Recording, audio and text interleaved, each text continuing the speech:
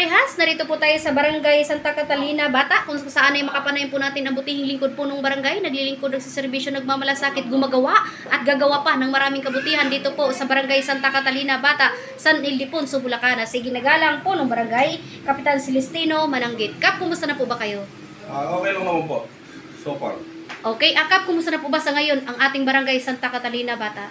Sa ngayon po, Santa Catalina ng Bata, peaceful barangay, malinis. Okay. Okay. Pero Kap, may tanong ko lang po, for the 100 days, ano-ano na po ba ang ating na-actionan for the good accomplishment sa ating barangay sa ngayon? Sa 100 days na panunungkulan namin, unang-una, nagawa namin yung malinis na barangay. Doon naman sa mga projects na namin, nakapagpapintura na kami ng waiting shed, nakapagpagawa ko ng isang waiting shed, additional ng siding ng tulay ng aming creek. Tapos dito, itong side ng barangay hall, pinalagyan ko after lunch na hindi na halos magamit dahil pasok ang init. Kasama na rin yung sa church. Yung pati sa church namin, active na yun ang mga mananamba. Kaya magandang Okay. Pero Kap, balik po tayo regarding for the peace and order. Nabanggit niyo po kayo na ay very peaceful po ang barangay Santa Catalina, Bata po. So ano naman po ang mga batas natin pinapatupad para po manatili po ang katahimikan sa ating barangay o sa ating nasasakupan, Kap? Sa ngayon, sinusunod lang namin yung mga kautusan na galing sa national sa baba.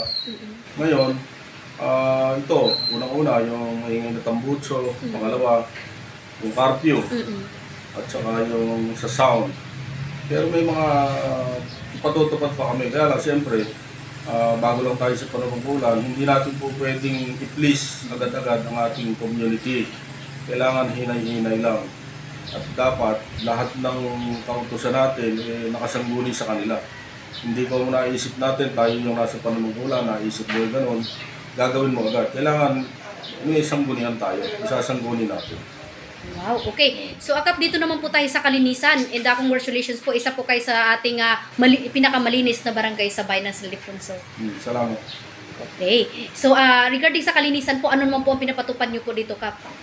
Ako sa ngayon, ang gusto ko nga sana, i-maintain namin yung kalinisan at isusunod namin yung open canal.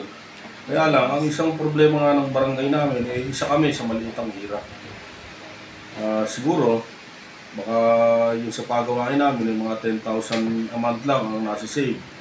Bago ka makapagpagawa, maghihintay ka ng kalahating taon para makapagpagawa ka ng kapraso. Ako, kaya sinasamantala ko yung panghihingi ng mga gamit tulad ng halimbawa, simento sa Eagle. At yun man lang kakong simento, may save na namin. Yun pan-labor na lang. Pan-labor na lang yung aming perang magagamit na konti. Okay. So Kap, para sa inyo bilang ating ama ng barangay, ano naman po ang ating nakikita pang priority na dapat tutukan talaga dito sa ating barangay Santa Catalina, Bata?